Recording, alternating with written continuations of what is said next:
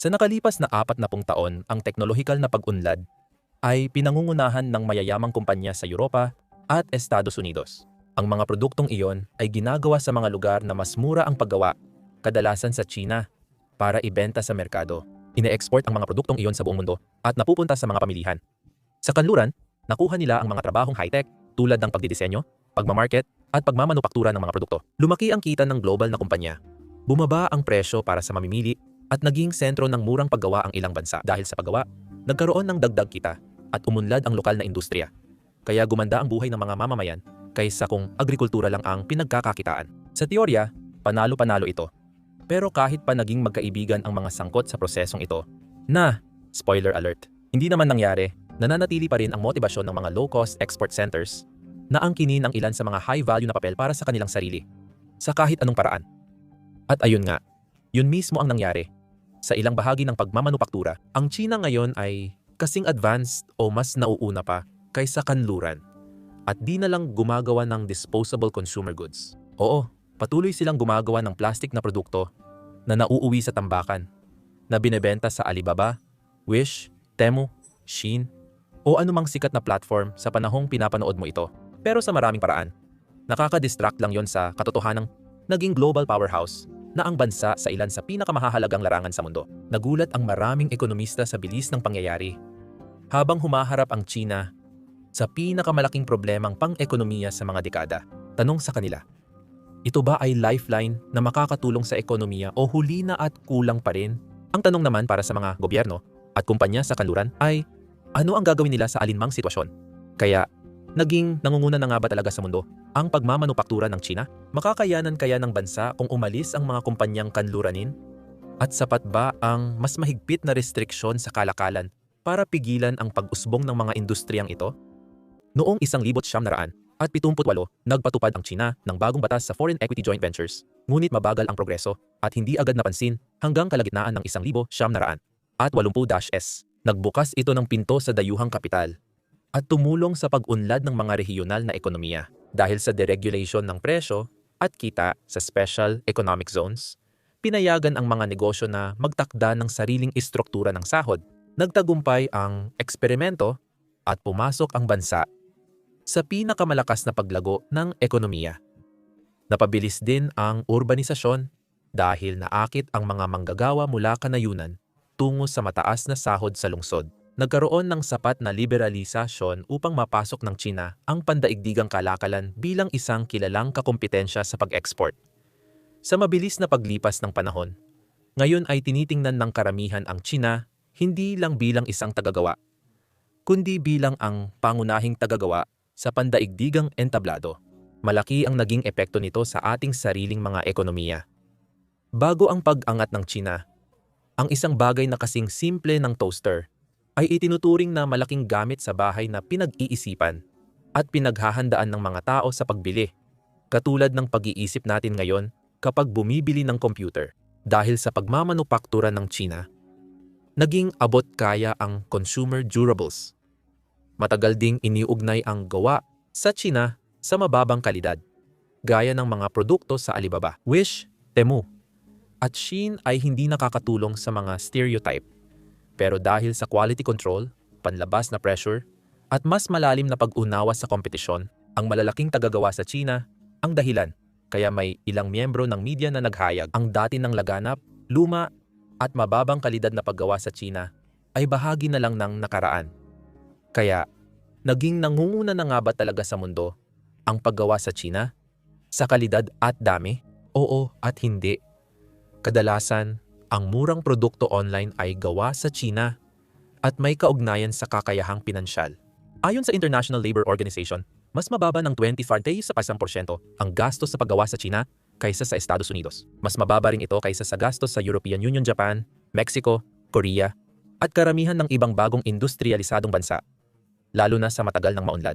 Hindi practical gumawa ng 5 portable speakers sa United States of America, kung saan 25 kada oras ang sahod ng bulag na manggagawa. Ito rin ay dahil sa matagal ng dinamika, na kahit papaano, sa loob ng ilang panahon ay nangangahulugang hindi lahat ng bagay ay gawa sa China. Ang karaniwang advanced manufacturing ay mas ligtas mula sa outsourcing sa China dahil mas maliit ang bahagi ng paggawa sa kabuuang gastos ng pagmamanupaktura. Halimbawa, ang isang eroplano na napaka-teknikal, nangangailangan ng napakalaking halaga ng pananaliksik at pag-unlad, at nagbibigay ng malaking diin sa kung gaano kalaki ang tiwala ng mga tao sa mismong produkto. Ang mga trabahong ito ay nangangailangan ng mas sopistikadong kagamitan sa pagmamanupaktura na may mas kaunti, ngunit mas bihasang mga teknisyan kumpara sa isang bagay tulad ng iPhone, kung saan mas malaki ang bahagi ng paggawa sa kabuuang halaga ng produkto. Madaling mapanatili ang advanced na pagmamanupaktura sa United States of America at Europa dahil maraming bihasang manggagawa at teknikal na kaalaman doon. Pero kung kayang gawin ng China ang mga advanced na produktong ito na kasing ganda o mas maganda pa, kahit ang maliit na pagtitipid sa gastos sa paggawa ay nagiging kaakit-akit na rin. Malaki rin ang ginagampanan ng karaniwang likas ng tao at pandaigdigang pananaw dito. Dati kong biro na di ako handang sumakay sa eroplano mula China. Pero dahil sa issue sa Boeing, baka mas gusto pa ng iba ngayon ang eroplanong Chino. Sa mga dekada, umasa ang China sa dayuhang outsourcing at intellectual property para makilala bilang pandaigdigang tagagawa. Kaya ba ng bansa na gumana kung aalisin ng mga kumpanyang kanluranin ang kanilang operasyon mula sa kanilang teritoryo? Ang sagot sa tanong na ito ay makikita sa pamamagitan ng pag-obserba sa pag-akyat ng China sa Services Pyramid. Ang bansa dati ay pabrika ng mundo, pero ngayon ay mas mataas na ang posisyon nito. Mas advanced na ngayon ang China, ginagawa na nila ang disenyo, pananaliksik, marketing, at pamamahala sa sarili nilang kumpanya, hindi na sa ibang lugar, sa kanluran. Habang ang bansa ay nakatuon lang noon sa paggawa ng mga produkto. Hindi ito biro para sa mga kanluraning ekonomiyang superpower dahil sa matagal na panahon, ang United States of America at sa mas maliit na sukat, ang malalaking bansa sa kanlurang Europa ay halos may monopolyo sa mga pandaigdigang kumpanya.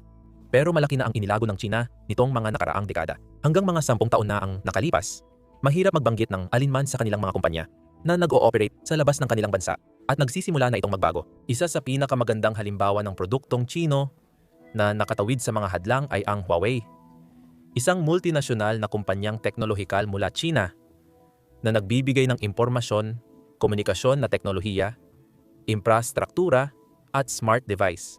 Ang mabilis na paglago ng kumpanyang telekomunikasyon ay ikinabahala ng mga kakumpetensya, kaya't ilang bansa sa kanluran ay nagpasa ng batas laban dito dahil sa panganib sa seguridad. Ngayon, may matibay na batayan ang mga alalahaning ito na isa pang problema na kailangang tugunan ng mga kumpanyang Chino kung nais nilang itulak ang sarili nilang mga kumpanya sa pandaigdigang merkado sa halip na maging isang assembly shop lang para sa ibang mga brand. Noong taong 2020, nagpasya ang Britanya na ipagbawal si Huawei at iba pang mga vendor na itinuturing nilang mataas ang panganib sa seguridad mula sa mga 5G network. Noong 2021, nagpasa ng batas ang mga mambabatas ng Denmark upang payagan ang pagsusuri ng mga dayuhang pamumuhunan para matiyak na hindi ito magdudulot ng banta sa pambansang seguridad. At noong 2020, sinabi ng mga autoridad ng Pransya sa mga operator ng telecom na nagpaplanong bumili ng Huawei 5G na kagamitan na hindi na nila magagawang i-renew ang lisensya para sa mga gamit na ito kapag nag-expire na. Epektibong inaalis ang Huawei sa mobile network. Siyempre, maaaring may katwiran ang argumento na ang mga produktong Chino at serbisyo ay potensyal na banta sa pambansang seguridad. Pero may kaakibat din itong benepisyo na napoprotektahan ang mga kumpanyang kanluranin ng hindi tinatawag na trade restrictions. Paano nakapasok ang mga bagong kumpanyang ito sa pandaigdigang merkado? Malaki ang tulong ng subsidya ng gobyerno. Matagal nang binabantayan ng sentro ng ekonomiya at mga institusyon ng China ng Stanford ang pag-unlad na ito. Ipinapakita ng kanilang mga natuklasan na mula noong 2007, inatasan ng China ang mga kumpanyang nakalista na iulat ng publiko ang mga direktang subsidya mula sa gobyerno. Sa pagitan ng 2008 at 2018, tumaas ang mga subsidya mula 4 na bilyong dolyar hanggang humigit kumulang 29 na bilyong dolyar. Ayon sa mga isiniwalat, ipinamahagi ang mga subsidya para sa inobasyon sa R&D, pag-upgrade ng industriya at kagamitan, pagpapatatag at promosyon ng trabaho, pangangalaga sa kalikasan, at pangkalahatang operasyon ng negosyo. Dapat tandaan, gayunpaman, na hindi ito isang perpektong sistema dahil ang pinakamahalagang salik sa pagtanggap ng direktang subsidya ay ang mas malaking laki ng kumpanya.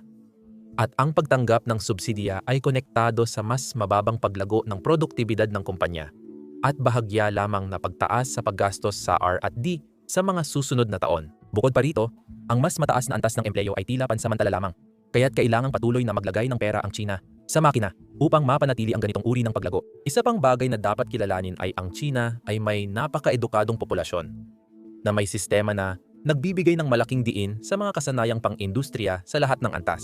At maraming estudyante na nag-aaral sa ibang bansa ang nagdadala ng kanilang kaalaman pabalik sa China. Ang patuloy na pag-angkop na ito ay naging pangunahing prioridad ng pamahalaan ng China at 5 taon lang ang nakalipas. Naglabas sila ng isang medyo optimistikong plano para sa karagdagang pag-unlad sa darating na dekada. Itong layunin ay bumuo ng moderno at dekalidad na sistema para sa patas at kompetitibong edukasyon. Nililinaw ang pagtuon sa kalidad kaysa dami. Siyempre, may taktika ring nagdulot ng masamang reputasyon sa China. Diretsahang pagnanakaw na hayagang ginagawa sa halos lahat ng industriya. Kung ang isang kumpanya ay gumagawa ng kanilang mga produkto sa China, ang kondisyon ay kailangan nilang makipagtrabaho sa isang kumpanyang Chino. Madalas, nire-reverse engineer ng mga kumpanyang Chino ang produkto at ibinebenta uli bilang sarili nila sa mas mababang presyo. Mayroong aktwal na kaso na kinasasangkutan si Huawei, isang ASEAN semiconductor, isang kumpanyang nakabase sa United States na nakabuo ng halos hindi nababasag na salamin na ipinromote bilang susunod na mahusay na material para gawing mas matibay ang mga screen ng smartphone. Nagpadala sila ng prototype para subukang makuha si Huawei bilang customer. Nabali ang kontrata ng subukan umano ng Huawei, i-reverse engineer ang produkto sa testing, nilabag ang export control laws. Hindi ito hiwalay na insidente. Maraming iskandalo kung saan ang mga kumpanyang Chino ay gumamit ng pakikipagtulungan sa kanluran para gumawa ng sariling produkto. Maraming parte ng paggawa ng Tesla ay nasa China.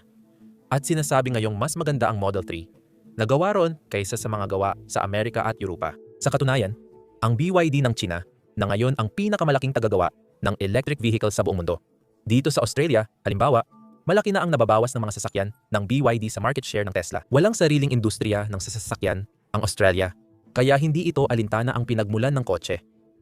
Nagsimula ang kumpanya sa paggawa ng baterya para sa iba.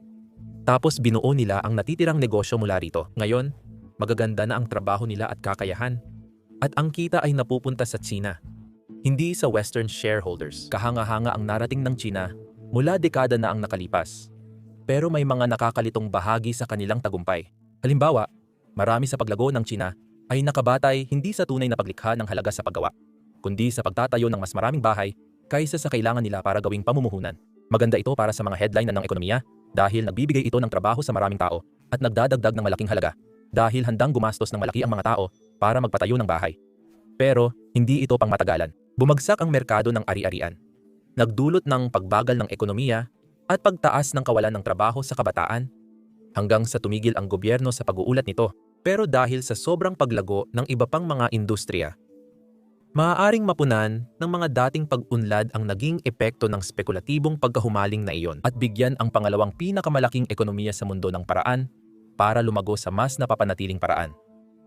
Kung matupad ang pangarap na ito ng pag-unlad ng ekonomiya ng China, maaaring maging masama ito lalo na para sa mga kumpanyang Amerikano. Maaaring magpatupad ang United States ng malalaking hadlang sa kalakalan para protektahan ang lokal na trabaho. Ngunit pinakamakapangyarihan pa rin ito sa ekonomiya dahil sa pandaigdigang abot ng mga kumpanya nito. Hindi rin nito mapipilit ang ibang bansa na hadlangan ang export ng China. Nakakabaliw dahil kahit may hadlang sa kalakalan, gumagana pa rin ang estratehiyang ito. May pinakamalaking trade surplus ngayon sa kasaysayan ang China. Noong Hunyo ng 2024 lamang, umabot sa humigit kumulang $99 na bilyong ng United States ang trade surplus sa China.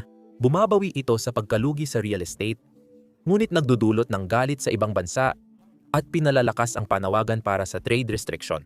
Isa sa mga pangunahing argumento ay mas politikal kaysa pang ekonomiya ang dahilan ng subsidy ng China. Sabi ng ilan, pinapalihis ng Chino ang merkado, kaya sobra ang produksyon at bumabaha ng murang produkto sa mundo. Kapalit ng perang pinaghirapan ay walang kwentang bagay. At ito, gaya ng nabanggit kanina, ay hindi isang bagong pangyayari. Sa katunayan, ang ilan sa mga konseptong ito ay halos 10 taon na ang nakalilipas. Isang halimbawa ng patuloy na labanan ay makikita sa renewable energy, partikular sa mga solar panel, isang teknikal at mahalagang industriya na nasa sentro ng pandaigdigang atensyon. 7 taon na mula nang palawigin ng European Union ang anti-dumping at anti-subsidy sa mga solar panel, wafer at cell mula China. Ngunit tila walang malaking pagbabagong nangyari. Sa pagitan ng 2022 at 2023, ang mga export sa sektor na ito papuntang Europa ay bumaba lang ng mga 9%. Noong 2023 higit, 100% ang itinaas ng imports mula China, ng Saudi Arabia, South Africa, Malaysia, at Pakistan kumpara noong 2022 at lahat sila ay napabilang sa mga pangunahing merkado para sa mga panel at module ng China. Dahil dito, ang 7% ay hindi na mukhang malaking tagumpay kundi parang maliit na bahagi na lang. Maaaring pabagalin ng pagtutol ng kanluran ang pag-unlad ng bansa. Pero hindi nito napapatunayan na kayang tuluyang pigilan ito. Para sa karamihan ng mamimili sa mundo, mas gusto nila ang pwede na at mura kaysa sa mas maganda pero mas mahal. Pero may mga pangunahing suliranin sa loob ng bansa na kailangan pang harapin ng China. Bukod sa problema sa real estate bubble, may tumatanda na ring populasyon ang bansa at magastos pa ito. Kahit tumaas ang sahod, maraming residente sa China ang hirap pa ring manirahan sa Beijing dahil sa patuloy na pagtaas ng gastos sa pamumuhay. Sa madaling salita, ang komplikadong sosyo-politikal na ugnayan ng mga mamamayang Chino at ng kanilang gobyerno ay gumagana lang kung nananatiling abot kaya ang mga bagay at patuloy na kumikita ng maayos ang mga tao, isang bagay na nagiging lumalaking alalahanin nitong mga nakaraang taon. Kung magagawang mapanatili ng China ang paglago nito, sa kalaunan kaya nilang gumawa ng produktong kasing kalidad ng kakumpetensya habang napapamahalaan ang presyo. Walang ekonomikong hadlang sa kanila ngayon, maliban kung sila ang maging sanhi. Kung magtatagumpay ang China, ay nakadepende sa resulta ng mga bagong pag-unlad. Kung magagawa nila iyon at mabawi ang tiwala ng kanilang mamamayan, maaaring hindi lang makabawi ang China, kundi maaari pa silang lumabas na mas malakas kaysa dati.